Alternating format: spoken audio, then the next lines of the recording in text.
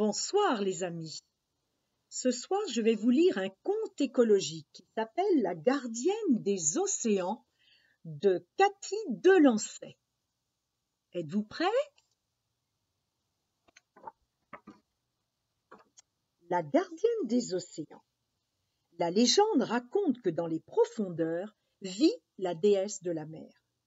Elle enfante les créatures marines, les aime et les protège depuis l'aube des temps.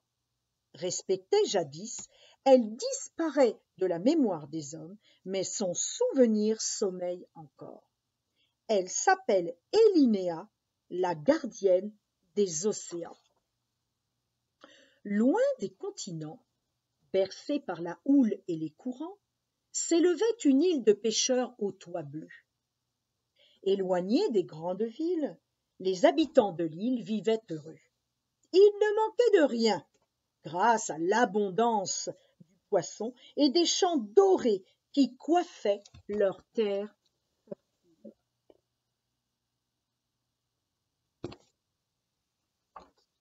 Dans la famille de Bastien, on est pêcheur de père en fils.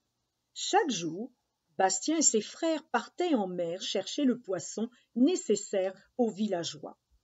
Les pêcheurs chantaient sous les caresses du soleil, accompagnés par les dauphins et les tortues de mer, tandis que les mouettes volaient près des bateaux, aguichées par l'odeur du poisson.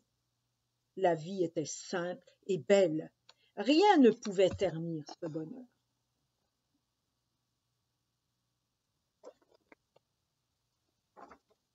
Mais un jour, un gros bateau sombre arriva au large des côtes. Redoutés par les pêcheurs, ces pilleurs de la mer ratissaient le fond des océans avec leurs immenses filets.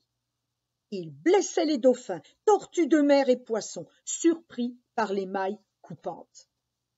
Sans intérêt pour les braconniers, ils étaient rejetés à l'eau, blessés ou morts.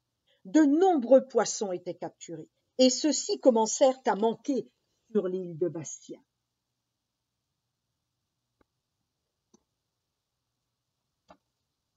Ainsi, les années passèrent. Peu d'hommes s'inquiétaient du sort des habitants de l'île, et encore moins de l'océan. La désolation s'installait. La mer revêtait une robe rouge et pleurait sur elle.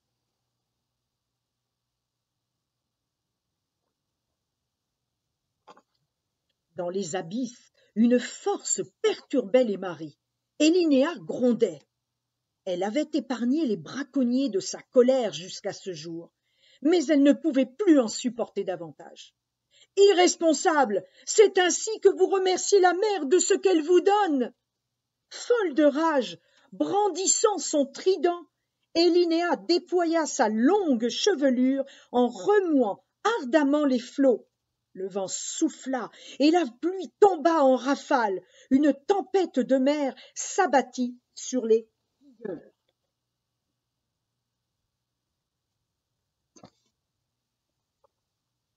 Mais le monstrueux bateau était si solide que la bâtisse resta intacte et la tempête ne put l'arrêter. La colère d'Elinéa fut si grande que ses cheveux poussèrent et se prirent dans les immenses filets. Son trident disparut dans les vagues et privé de ses pouvoirs. Elinéa fut capturée.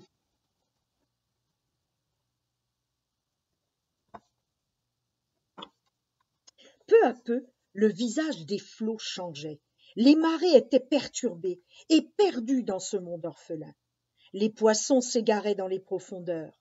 Leur mère n'était plus là pour les bercer de ses chants gracieux. Ils ne pouvaient plus se blottir dans ses bras et jouer dans ses cheveux. Fiers de cette prise exceptionnelle qui allait rapporter beaucoup d'argent, les pirates organisèrent une vente aux enchères secrètes où furent conviés les plus grands collectionneurs de créatures extraordinaires du monde. Une petite île discrète fut choisie. C'était celle de Bastien.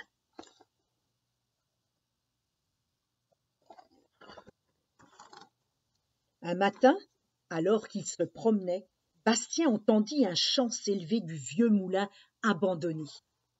Ce n'était pas un chant ordinaire, mais une plainte. lente, semblable à une prière. Il s'approcha et fut stupéfait. Une créature immense était enchaînée dans un bassin de verre. C'était Élinéa. Je vous lirai la suite demain, les amis. Je vous souhaite une bonne soirée.